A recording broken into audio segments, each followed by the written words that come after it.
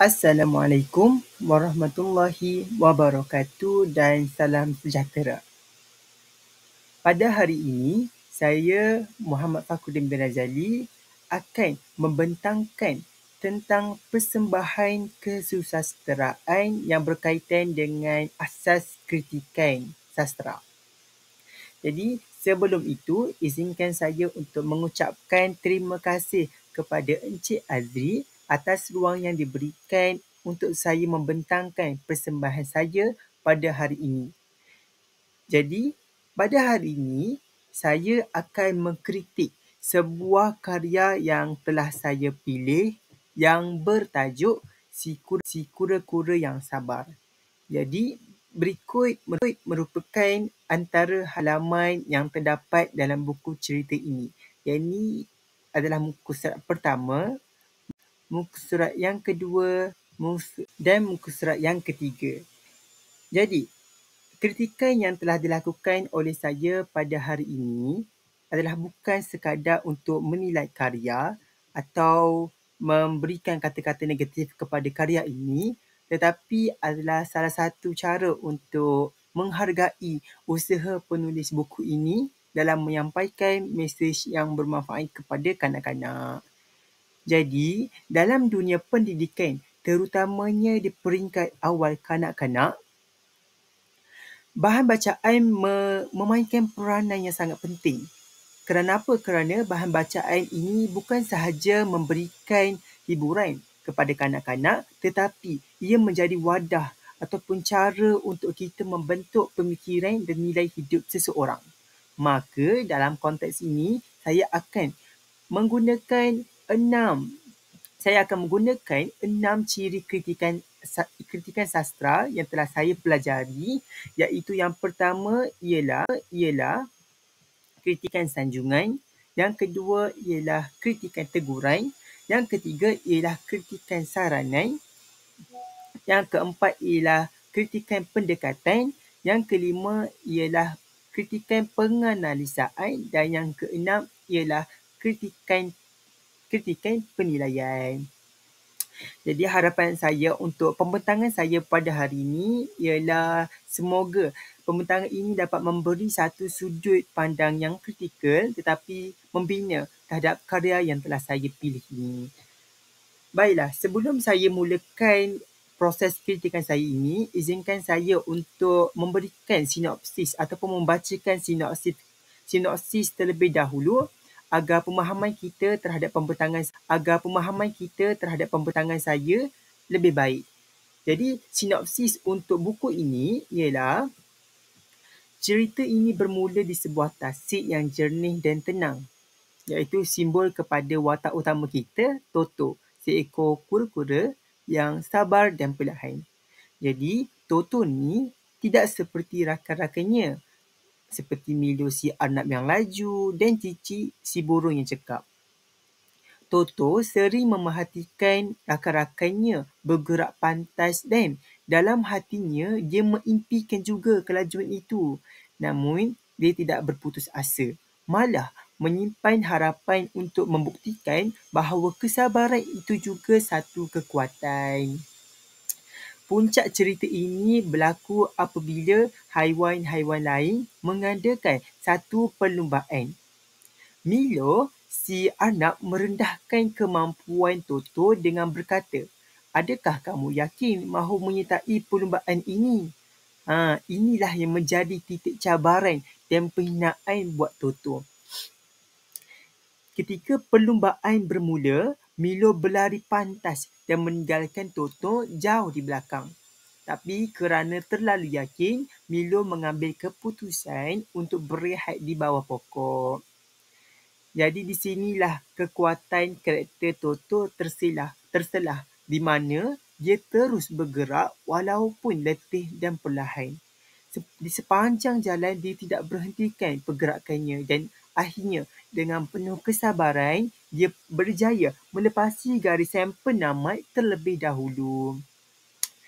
Bahagian penutup cerita pula menekankan tentang pengajaran utama, iaitu kejayaan tidak semestinya untuk mereka yang laju, tetapi milik mereka yang terus berusaha dan sabar dalam menghadapi cabaran.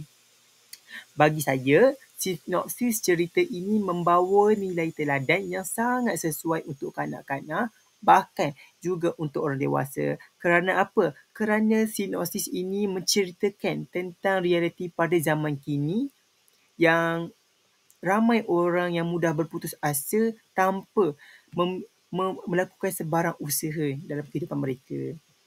Baiklah, selesai untuk bahagian sinopsis, saya akan mulakan proses kritikan saya dengan memulakan terhadap kritikan sanjungan. Sebagaimana kita tahu, kritikan sanjungan merupakan kritikan yang diberikan untuk memuji karya yang telah dihasilkan oleh penulis. Jadi, dari aspek sanjungan, bagi saya, karya ini wajar diberikan pujian atas beberapa perkara utama. Pertama sekali, tema cerita yang berada di dalam buku ini amatlah bagus dan kuat, iaitu kesabaran dan usaha berterusan. Tema kesabaran dan usaha berterusan ni bukan sahaja sesuai untuk kanak-kanak, malah sangat relevan dengan realiti kehidupan masyarakat masa kini yang sering terkejar-kejar dengan kejayaan segera. Yang kedua ialah pembinaan watak-watak yang di dalam buku cerita ini seperti Toto yang bersahaja tetapi bermakna. Walaupun dia perlahan, dia tidak pernah merungut ataupun membalas sindiran Milo. Inilah yang menunjukkan kepribadian yang tenang, matang dan sabar. Yang kedua ialah watak Milo yang sedikit kompleks di mana si Arnab ini pada awalnya sombong tetapi akhirnya insaf.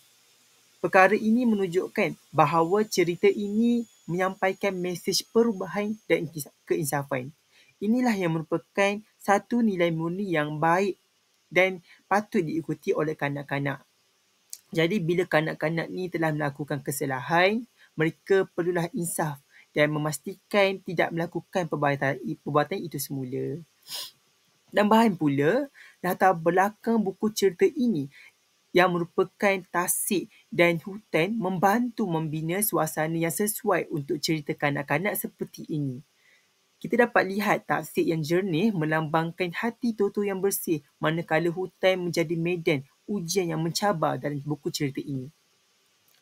Selepas saya baca buku cerita ini juga, saya mendapati bahawa bahasa yang digunakan di dalam buku cerita ini amatlah ringkas tetapi mempunyai makna yang baik. Saya perasan tiada langsung penggunaan kata-kata yang sukar difahami oleh kanak-kanak. Jadi, penulis buku cerita ini amat bagus dari segi pemilihan bahasa supaya kanak-kanak yang membaca buku ceritanya boleh membaca dengan baik dan mudah memahami isi yang ingin disampaikan melalui buku cerita ini. Baiklah, selesai untuk kritikan sanjungan, kita pergi kepada kritikan yang kedua, iaitu kritikan teguran. Walaupun cerita ini mempunyai banyak nilai murni, tetapi juga beberapa kekurangan wajar perlu ditegur supaya apa? Supaya selepas ini penulis dapat menghasilkan buku yang lebih baik. Jadi perkara-perkara yang ingin ditegur oleh saya, yang pertama sekali ialah watak Cici si burung yang disebut di dalam buku ini. Bagi saya, dia tidak memainkan peranan yang penting. Kita sudah baca buku cerita ini dan kita mendapati bahawa watak Cici ini hanyalah sebagai watak tambahan dan tiada diberikan sebarang dialog. Jadi sepatutnya dalam satu buku cerita yang ringkas, setiap watak perlu dimanfaatkan sebaik mungkin. Jadi mungkin selepas ini penulis boleh masukkan dialog ataupun memastikan watak Cici ni berfungsi. Sebagai contoh, kita boleh bagi Cici ni sebagai satu watak sebagai penyokong kepada kura-kura ataupun menjadi musuh kepada kura-kura ini. Dengan ini, watak si Cici ini akan berfungsi dan menyebabkan buku ini menjadi lebih baik pada masa hadapan. Seterusnya, perkara yang ingin saya tegur ialah berkaitan dengan plot cerita buku ini yang terlalu ideal dan tidak mencabar emosi pembaca. Kita perasan selepas saya baca buku cerita ini, saya mendapati bahawa watak utama dalam buku cerita ini iaitu Toto tidak menunjukkan sebarang tanda-tanda ingin mengalah atau kecewa. Jadi, jika penulis ingin menambah satu babak di mana Toto hampir mengalah tetapi bangkit semula, mungkin ini akan menjadi impak psikologi yang lebih kuat. Jadi selepas ini, penulis mungkin boleh menambahkan lagi elemen-elemen cerita yang memastikan pembaca merasakan juga emosi tersebut. Selain itu, tempoh buku cerita ini sedikit pantas, terutamanya di bahagian klimaks. Jadi di bahagian klimaks, saya perasan bahawa penulis hanya huraikan cerita dalam satu perenggan sahaja. Seolah-olah cerita ini terus tamat selepas garisan penamat dilintasi. Hal ini sebenarnya boleh diperbaiki lagi sedikit. Dengan apa? Dengan menambah lagi naratif tambahan tentang reaksi Milo, haiwan-haiwan lain atau mungkin Toto sendiri. Jadi selepas ini mungkin penulis boleh tambahkan lagi penghujung di bahagian klimaks, penulis boleh tambahkan lagi unsur-unsur dialog. Supaya apa? Supaya dapat panjangkan lagi penghujung cerita ini dan tidak nampak terlalu ringkas. Jadi, kita juga nampak pertumbuhan watak yang tidak jelas. Contohnya, bagaimana Milo, si anak tu berubah selepas kekalahan? Adakah dia benar-benar insaf atau hanya terkejut? Semua perkara ini sepatutnya penulis kembangkan lagi. Agar apa? Agar dapat menghasilkan buku cerita yang lengkap. Baiklah, selesai untuk aspek kritikan teguran. Jadi selepas ini saya harap penulis dapat memainkan peranan penting dalam memperbaiki apa-apa perkara yang telah saya tegur di dalam pembentangan ini. Selepas kritikan teguran, kita akan pergi kepada kritikan yang ketiga, iaitu kritikan saranan. Baiklah, kritikan saranan ini adalah kritikan di mana kita memberikan sebarang cadangan ataupun langkah-langkah yang boleh dilakukan oleh penulis agar dapat menghasilkan buku cerita yang baik selepas ini. Jadi, berdasarkan kelemahan yang dibincangkan tadi, saya ingin memberikan beberapa saranan yang bersifat membina kepada penulis buku cerita ini. Pertama, watak Cici yang saya sebutkan sebentar tadi di bahagian teguran boleh menjadi penyokong utama kepada Toto. Mungkin Cici memberi semangat kepada Toto semasa dia hampir berputus asa ke, dan kalau perkara ini dilakukan, ini mungkin dapat memberikan peluang kepada pembaca untuk melihat nilai sokongan rakan dalam menghadapi cabaran. Jadi selepas ini, penulis boleh memastikan watak Cici ini berfungsi dengan baik dengan menambahkan dialog. Sama ada ingin menjadikan Cici ini sebagai pemberi semangat kepada Toto ataupun apa-apa mengikut pilihan penulis sendiri. Yang kedua, saranan yang saya boleh cakapkan di sini adalah penulis boleh tambahkan lagi unsur-unsur konflik emosi. Bayangkan jika Toto semasa perlumbaan tersandung dan hampir menyerah, tetapi teringat kata-kata ibunya seperti kura-kura tak perlu pantas untuk menang, cukup kau tak berhenti. Ini antara contoh yang kita boleh masukkan di dalam buku cerita ini supaya apa? Supaya kita dapat tambahkan lagi unsur-unsur konflik emosi. Buku cerita yang baik adalah buku cerita di mana adanya unsur-unsur permainan emosi dengan pembaca. Inilah yang menjadikan satu buku cerita menjadi buku cerita yang baik untuk dibaca. Jadi, yang ketiga ialah mungkin selepas ini di bahagian klimaks, penulis boleh kembangkan lagi cerita. Di mana apa? Di mana boleh tambah lagi babak di mana watak Milo ni meminta maaf dan mengakui kelemahannya.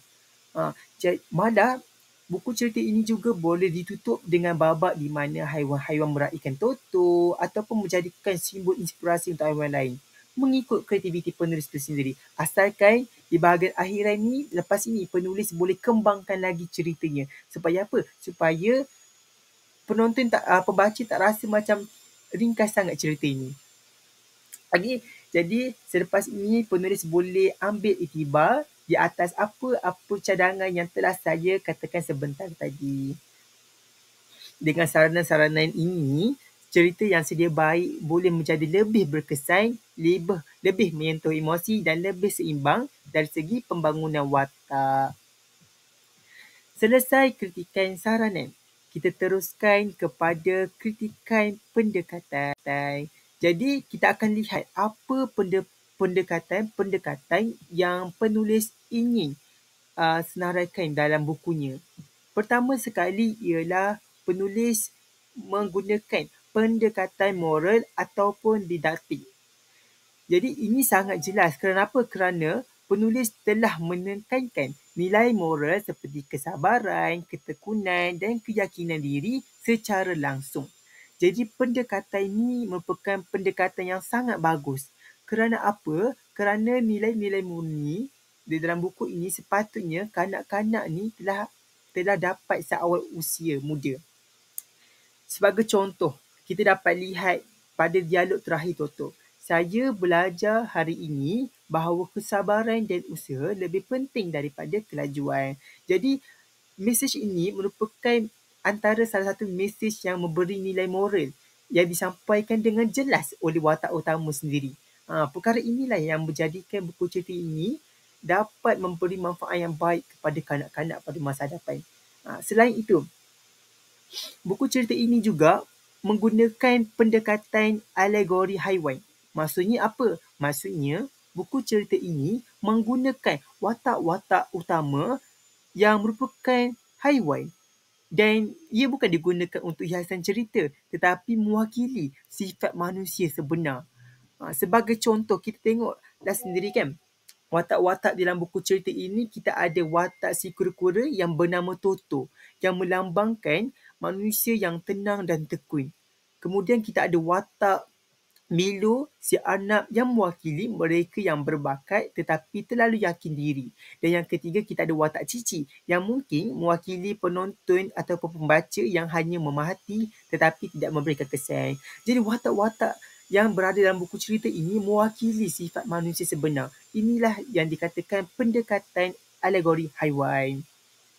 Seterusnya, penulis juga menggunakan pendekatan intrinsik yang di mana penulis menupukan pada unsur dalaman karya seperti plot, watak, gaya bahasa dan latar. Jadi, buku cerita ini menggunakan plot linear di mana ia bermula dengan pengenalan, kemudian adanya konflik, kemudian adanya kemuncak dan diakhiri dengan penyelesaian. Gaya linear ini sangat sesuai untuk genre kanak-kanak. Sebab apa? Kerana pendekatan ini lebih mudah difahami dan tak akan mengelirukan kanak-kanak yang sedang membaca buku cerita. Jadi, apa yang saya perasan di sini, pendekatan-pendekatan yang digunakan oleh penulis amatlah bagus dan sangat-sangat sesuai untuk digunakan bagi memastikan kanak-kanak berasa gembira semasa membaca buku cerita. Jadi, seterusnya kita akan pergi kepada kritikan penganalisaan. Sekarang, kita masuk ke bahagian penganalisaan di mana kita dapat melihat secara lebih mendalam lagi elemen-elemen dalaman karya. Pertama sekali, watak dalam cerita ini yang sangat jelas dibahagikan kepada dua, iaitu protagonis dan antagonis. Jadi, watak protagonis di dalam buku cerita ini adalah watak Toto yang mewakili nilai positif. Manakala Milo, si anak, merupakan watak antagonis yang merupakan watak yang bukan jahat tetapi sombong dan meremehkan pihak lain. Namun, yang menariknya adalah Milo juga, iaitu si Arnab juga mengalami transformasi di mana si Milo menginsaf selepas kalah.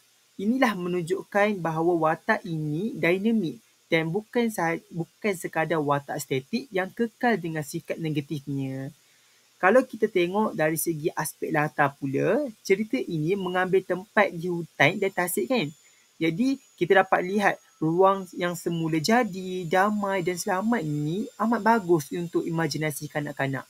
Walaupun ia tidak digambarkan secara terperinci, namun ia cukup untuk menyokong perkembangan dan pergerakan cerita. Gaya bahasa yang digunakan juga amatlah mudah, ringkas dan bersifat naratif. Penulis buku cerita ini menggunakan ayat pendek dan terus kepada maksudnya. Senang cerita, kanak-kanak yang membaca buku cerita ini terus faham apa yang ingin disampaikan. Kenapa penggunaan kata-kata yang mudah difahami. Teknik penceritaan yang saya dapat lihat dalam buku cerita ini juga bersifat naratif linear. Di mana tiadanya kilas balik ataupun teknik dramatik seperti monolog dalaman ataupun dialog panjang. Inilah yang menjadikan buku cerita ini sesuai dengan sasaran pembaca.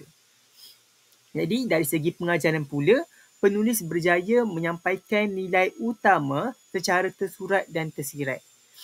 Di mana kesabaran dan usaha ditunjukkan melalui tindakan Toto dan bukan sahaja sekadar dialog semata-mata. Kita pergi kepada kritikan yang terakhir sekali iaitu kritikan penilaian. Okey. Di bahagian terakhir kritikan ini, pengkritik akan melihat keseluruhan karya. Di mana persoalan yang ditunggu-tunggunya adalah adakah ia berjaya mencapai matlamatnya sebagai sebuah buku cerita. Jadi, secara keseluruhannya, saya berpendapat bahawa buku cerita Si Kura-Kura Yang Sabar adalah merupakan sebuah cerita yang bermutu tinggi, terutamanya dari sudut kesesuaian untuk pembaca kanak-kanak. Kenapa? Kerana adanya kekuatan-kekuatan utama dalam karya ini. Yang pertama ialah tema dan nilai moral yang kukuh. Yang kedua, gaya bahasa yang mudah dan berkesan. Yang ketiga ialah watak utama yang boleh dijadikan sebagai contoh teladan. Dan yang keempat, plot buku cerita ini yang tersusun kemas dan senang diikuti. Inilah yang menjadikannya sebuah buku cerita yang bermutu tinggi. Namun, masih juga ada kekurangan kecil. Tetapi, seperti yang saya sebutkan dalam bahagian teguran, kekurangan ini sebenarnya tak mencacatkan pun keseluruhan cerita. Tetapi, ia boleh diperbaiki lagi sekiranya penulis ini menghasilkan sebuah karya yang lebih panjang dan lebih kompleks selepas ini. Dari perspektif pendidikan pula, saya yakin cerita yang telah dihasilkan oleh penulis ini boleh dijadikan bahan pengajaran dan pembelajaran di bilik darjah, terutamanya dalam mata pelajaran bahasa Melayu ataupun pendidikan moral. Mungkin selepas ini guru yang ingin menggunakan buku cerita ini boleh jadikan ia sebagai bahan bercerita, boleh gunakan dalam aktiviti lakonan ataupun perbincangan nilai bersama-sama anak-anak muridnya. Jadi secara keseluruhannya saya memberikan markah 8.5 daripada 10 kepada cerita ini berdasarkan kekuatan mesej, kesesuaian bahasa dan impak kepada pembaca sasaran yang saya dapat lihat dalam buku cerita ini. Sebagai penutup, saya ingin merumuskan semula bahawa cerita Si Kura-Kura Yang Sabar adalah merupakan contoh cerita kanak-kanak yang amat baik kerana ia bukan sahaja menghiburkan tetapi mendidik kanak-kanak yang membaca buku cerita ini. Dalam dunia moden yang serba pantas, cerita ini seperti ini mengingatkan kita bahawa usaha dan kesabaran tetap relevan dan penting walaupun dalam dunia semakin menilai kejayaan berdasarkan kelajuan dan pencapaian negara. Saya juga berharap agar kritikan saya ini dapat membuka ruang perbincangan tentang bagaimana kita boleh terus memperkaya bahan bacaan kanak-kanak dengan nilai-nilai murni dan pendekatan yang menarik. Sekian sahaja daripada pembentangan saya pada hari ini. Saya ucapkan terima kasih atas perhatian dan saya mohon maaf jika terdapat kekurangan dalam penyampaian pempersembahan kesusasteraan saya pada hari ini. Sekian daripada saya. Terima kasih.